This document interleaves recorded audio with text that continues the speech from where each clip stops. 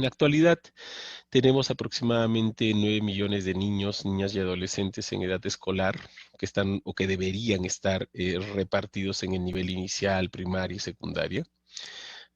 Hay aproximadamente 90.000 o 100.000 instituciones educativas entre públicas y privadas. El 60% de las instituciones públicas, que es aproximadamente 60.000, se encuentran con una infraestructura deficiente o muy deficiente. En algunos casos incluso el INDECI ha declarado esta infraestructura como inhabitable, lo que evidencia o lo que pone sobre el tapete la necesidad de un shock de inversión en infraestructura. Eso es innegable. ¿Se necesita? Sí, definitivamente, pero después vamos a hablar de las particularidades de este shock de inversión.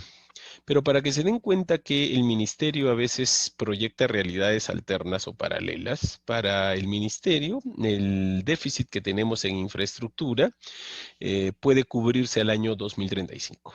O sea, el ministerio está convencido, y así lo ha dado a entender en varios documentos oficiales, que para el año 2035 el 100% de la brecha en infraestructura iba a estar cubierta. ¿Cómo? Bueno, eso es un misterio porque lo cierto es que el sector educación tiene un déficit en infraestructura de aproximadamente 60.000 millones de soles, calculado al año 2017.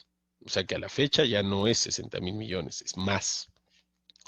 Para cerrar esa brecha, el Estado destina dentro del presupuesto de educación, que actualmente representa menos del 25% del total del presupuesto general de la República, cerca de 4.000 millones de soles. Entonces no hay que ser un matemático brillante para darse cuenta que a ese ritmo de inversión anual, esos 60 millones en algunos años ya no van a ser 60 millones, 60.000, perdón, ya no van a ser 60.000 millones, se van a convertir en 100.000 millones. Es decir, para cuando se cierre la brecha a ese ritmo de inversión, habremos invertido no 60.000 millones de soles, sino 100.000 millones de soles. Y eso necesariamente implicaría aproximadamente un cuarto de siglo. O sea, estamos hablando de entre 24 y 25 años. Y no es al 2035 como lo proyecta el Ministerio de Educación.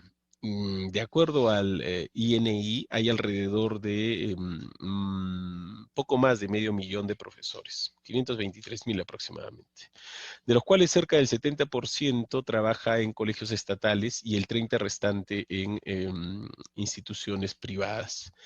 Ya además está decirles que el 98% de estas instituciones privadas se concentra en los sectores urbanos.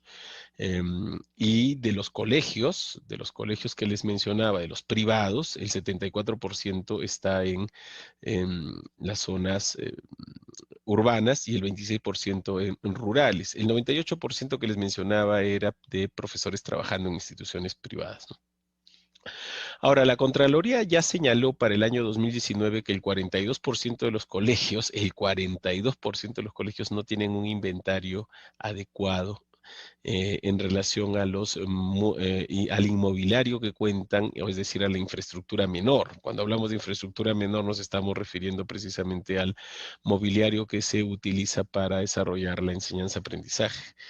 Y eso es un problema porque no nos permite tener un diagnóstico claro sobre cuáles son las necesidades de los colegios públicos en el Perú, y menos todavía en qué condiciones están dando o están brindando el servicio de los colegios privados. Entonces, hay un problema de información muy grande. El presupuesto público aprobado para el año 2020 es de aproximadamente 177.000 millones de soles. Es más que el año anterior, representaba un 5.5, pero habría que ver todavía cuál ha sido el efecto de la pandemia y todo lo demás, ¿no? Para el sector educación, de ese total de 177.000 millones de soles, se destina aproximadamente poco más de 30.000 millones de soles, ¿no? Ya les dije que 4.000 millones de esos 31.000 se destinan para la atención a las necesidades en infraestructura. Estos 31.000 millones representan poco menos del 25% del sector educación. Ahora uno diría, pero claro, usted, profesor, nos ha dicho que en la década del 60 era de 19, 60, 70 era del 19 19% y que ahora está del 25%. O sea, ha habido un incremento, nadie lo puede negar. Sí, seguramente, ¿no? Pero hagan el cálculo, pues. O sea, ¿cuántos años, cuántas décadas han pasado desde la década del 70? 70, 80, 90, 2000, 2010, 2020, 60 años. De 19 a 24 hay exactamente 5%, 5 puntos porcentuales. Quiere decir que el ritmo de crecimiento de lo que la educación representa en el presupuesto nacional ha sido de menos de un punto porcentual al año.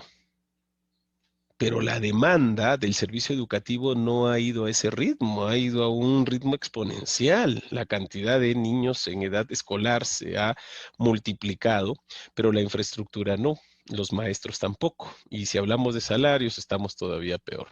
Entonces, definitivamente se requiere repensar el servicio educativo que se brinda. Hay dos errores básicos que se asumen generalmente entre los especialistas que trabajan el tema de la reforma, ¿no?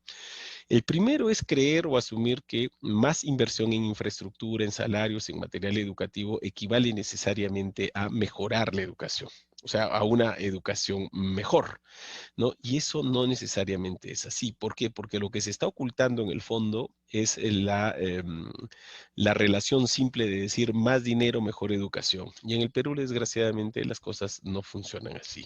No porque se invierta más dinero se tienen mejores resultados, ¿no? Analicen ustedes lo que fue, por ejemplo, la atención a la desnutrición en los niños de Huancavelica, ¿no? Que se aumentó, casi se duplicó el presupuesto para atender la desnutrición crónica y lo que se obtuvo fue pasar del 70 al 74% en la década del 90. No solo no se redujo, sino que aumentó. Y es que en el Estado, y no solamente en el Estado, en la sociedad en su conjunto, pervive bastante lo que se denomina como el mito del sobrediagnóstico.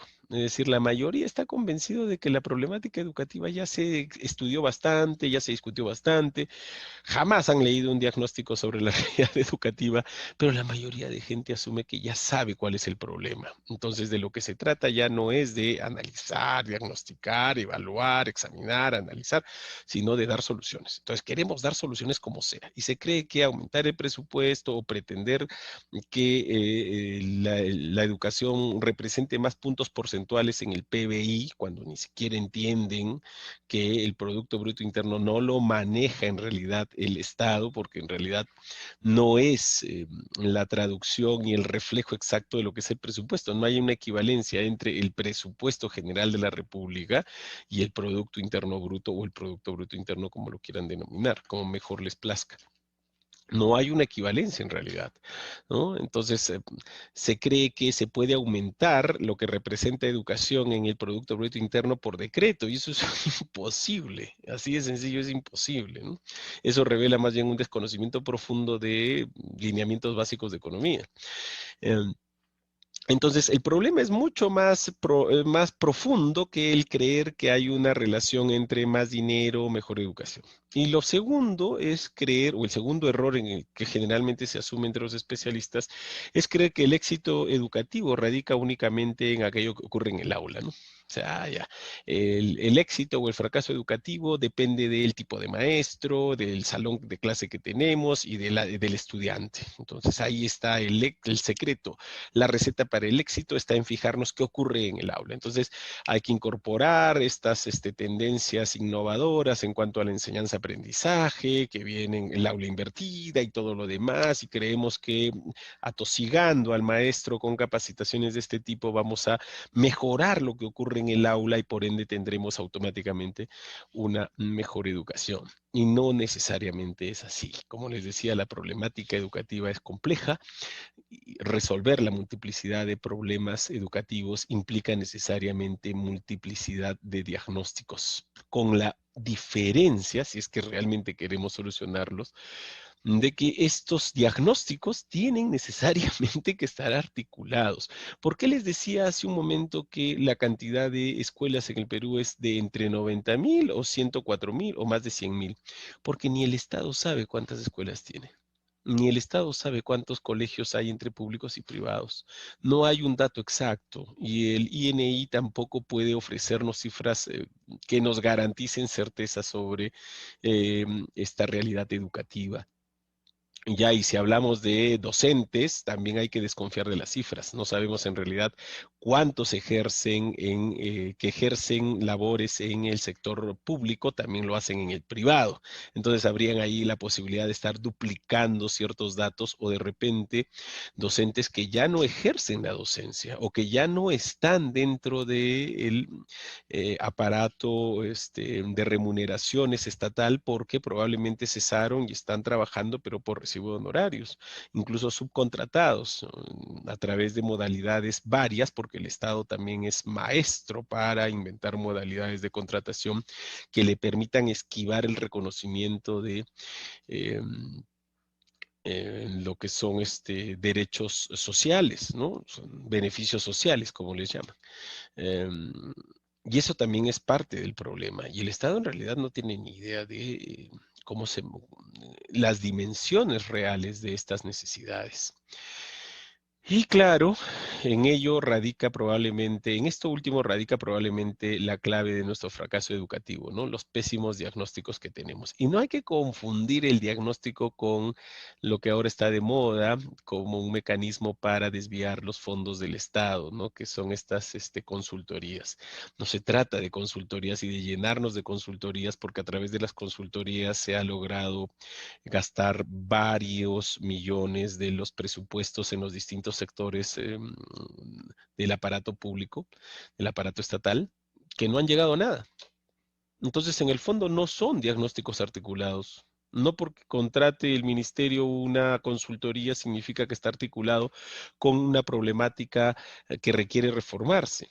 Se requieren articular los diagnósticos, se requiere que haya un ente capaz de articular todos los diagnósticos. ¿Para qué? Para que oficinas, dependencias o direcciones del propio Ministerio de Educación no terminen brindando información distinta sobre los mismos hechos, sobre las mismas problemáticas, tal y como está ocurriendo en la actualidad. Si de verdad se quiere hablar de reforma en serio, se tiene que entender que se requiere de un ente que tenga rango ministerial, que sea capaz de articular los distintos diagnósticos que a partir de ese momento hacia futuro se hagan o que rescaten diagnósticos ya elaborados. Y lo otro implica necesariamente una perspectiva en el diagnóstico, es decir, no se trata solamente, es importante, sí, ver obviamente cuáles han sido las experiencias previas, los antecedentes en los intentos de reforma, qué es lo que se intentó cambiar, qué es lo que se hizo, qué es lo que no funcionó, qué es lo que sí funcionó, pero también hay que ver hacia el futuro, el tipo de educación que queremos de aquí a 10, 20, 30, 40, 50 o 100 años. Esa es la perspectiva en el diagnóstico, no solamente el diagnóstico hacia atrás, sino también el diagnóstico hacia adelante. Y diagnosticar en serio implica necesariamente sincerar las cifras. No le tengamos tampoco tirria a la palabra evaluación, si es que ésta se hace con seriedad y con el propósito de tener un diagnóstico claro sobre lo que está pasando. Ahora, como sugerencia o como propuesta en lo que se refiere a la reforma, lo que tendríamos que hacer es entenderla como una reforma en bloques. El primer bloque necesariamente tiene que ver con el de la educación formal, que es quizás el bloque más sencillo, porque el otro es el de la educación no formal, que es mucho más complejo porque abarca a la familia y al abarcar a la familia abarca necesariamente problemáticas de corte estructural, de corte social, que tiene que ver con niveles de pobreza, los servicios que brinda el Estado, la posibilidad de ejercer una ciudadanía constructiva y además responsable, etcétera, etcétera. Les digo que el bloque de la educación formal es más sencillo porque es lo que se brinda ya como servicio educativo en términos de colegios, profesores, estudiantes y todo lo demás. Y este primer bloque, que es el de la educación formal, tiene que trabajarse en forma y en contenido. Si hablamos de forma, tendríamos que, por ejemplo, analizar, tendríamos que descartar el mito sobre el diagnóstico y empezar a ver realmente, esta comisión tendría que ver realmente cómo está la infraestructura mayor a nivel nacional, ¿no? si se requiere, por ejemplo, demoler colegios, si se requiere refraccionar colegios, si se requiere construir nuevos colegios, y estas construcciones tienen que estar adecuadas en función a la realidad regional, no a la realidad nacional. No se trata de estandarizar la infraestructura en función a una visión unívoca, que por lo general es occidental, ¿no? Y hay autoridades en distintas regiones del país que creen que la modernización educativa requiere necesariamente construir colegios o construir aulas como las que ellos vieron en las series que vienen enlatadas desde los Estados Unidos, ¿no? No se trata de eso. Las instituciones educativas deben responder al marco intercultural, a la realidad regional, a la demanda del contexto. No se trata de poner cemento donde no se requiere cemento. No se trata tampoco de alterar la visión de la comunidad, violentándola al colocar a veces mamotretos de cemento que en realidad no hacen la diferencia en relación a lo que se requiere para el sector educación. Y lo otro, es decir, además dentro de la infraestructura mayor se requiere que el Estado asuma como necesidad el llevar adelante obras que viabilicen el servicio educativo. Esto tiene que ver con agua, esto tiene que ver con desagüe, esto tiene que ver con las condiciones mínimas básicas de higiene para que el servicio educativo no tenga complicaciones que están fuera del marco educativo, ¿no? Y luz también donde sea necesario, obviamente.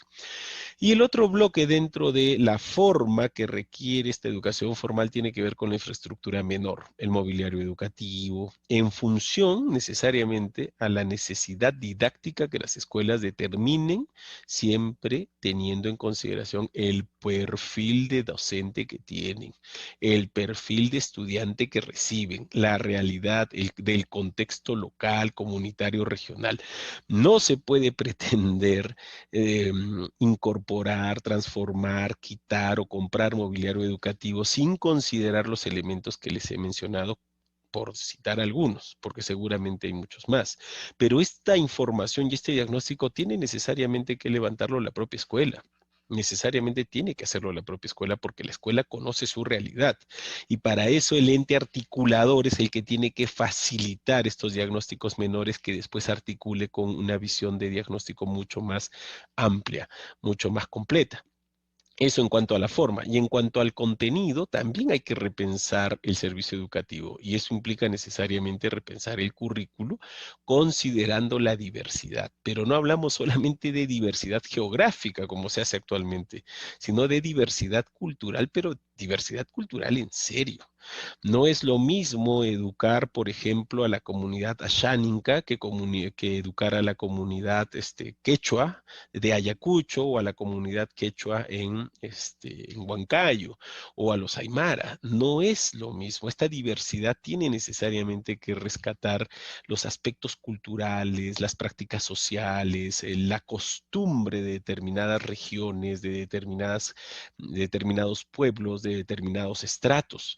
El otro elemento para repensar el currículo tiene necesariamente que ser el de la interculturalidad. No puede ser que la interculturalidad para el Estado se acabe en el tercer año de primaria, porque si ustedes revisan el material que el Estado ha trabajado para atender la necesidad de la educación intercultural, solo hay material hasta el tercer año de primaria, no hay más.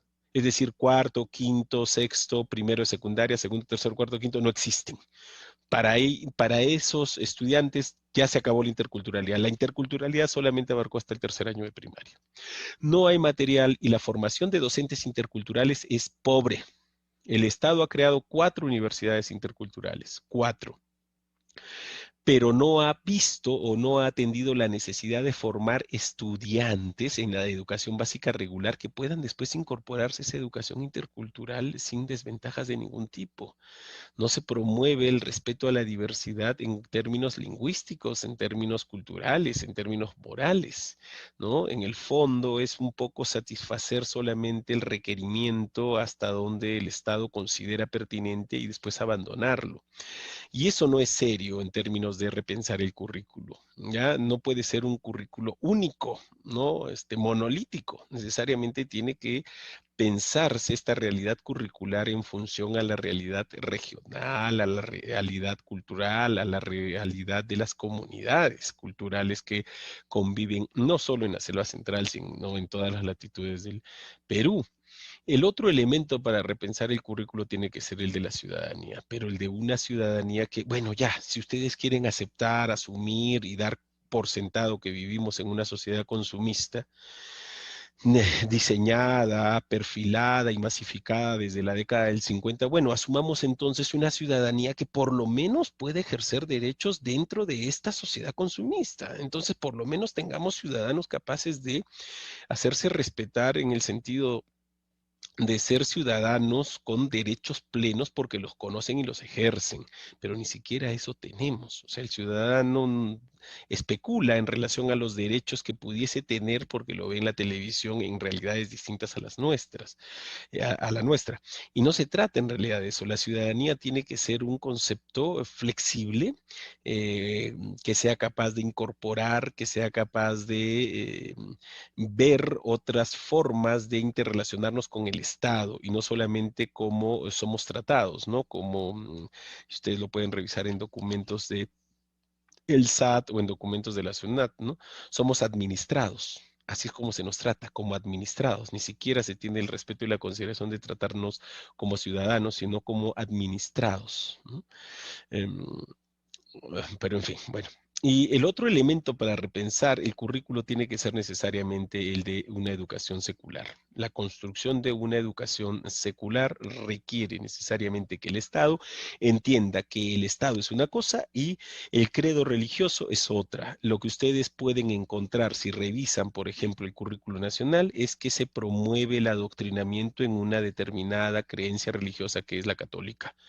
Entonces, no se respeta la diversidad de cultos, no se respeta la diversidad de religiones, no se respeta la diversidad de conciencia en relación a la relación con una divinidad o con una trascendencia o con un conjunto de creencias, mitos o lo que fuese.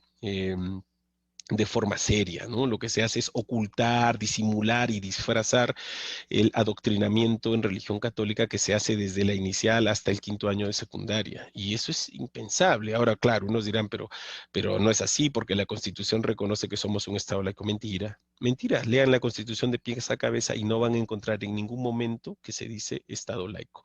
Yo no uso la palabra laico porque el credo católico también ha incorporado el término laico dentro de su ordenamiento. Entonces es mejor hablar de un Estado secular que asuma las responsabilidades de formación moral y que no las delegue a los distintos cultos. A lo largo de la historia ha habido casos dramáticos en los que el Estado ha tenido que tomar con decisión el separar definitivamente la cosa pública de la religiosidad. Recuerden ustedes, por ejemplo, lo acontecido en la Francia del cardenal Richelieu, ¿no? Después de este trágico suceso en el que murieron muchos protestantes a manos de el propio rey de Francia, o lo que ocurrió, por ejemplo, con las reformas que impulsó la Corte Suprema en los Estados Unidos para convertir la educación en una cuestión de Estado y no en una cuestión de credos religiosos. Entonces, hay que construir también eso desde el repensar el currículo. Y lo otro tiene que ver con las líneas del desarrollo nacional. ¿Qué necesita el país? ¿Técnicos, profesionales? ¿En qué rubros? ¿Para qué? ¿Cuáles son los sectores productivos que de aquí, y ahí está la perspectiva obviamente, que de aquí a 10, 15, 20 años se van a requerir y no pensar los técnicos o los profesionales que se requerían hace 10, 15, 20 o 30 años, sino que esa visión tiene que ser hacia adelante, una visión formativa que entienda que la educación tiene de una u otra forma que ir perfilando estas preferencias en cuanto a la formación técnica o profesional en los estudiantes desde, desde los niveles de formación más básicos para culminar con los más complejos. Y obviamente se puede hacer siempre que se definan estas grandes líneas de desarrollo nacional. Ahora, eso en cuanto a contenido.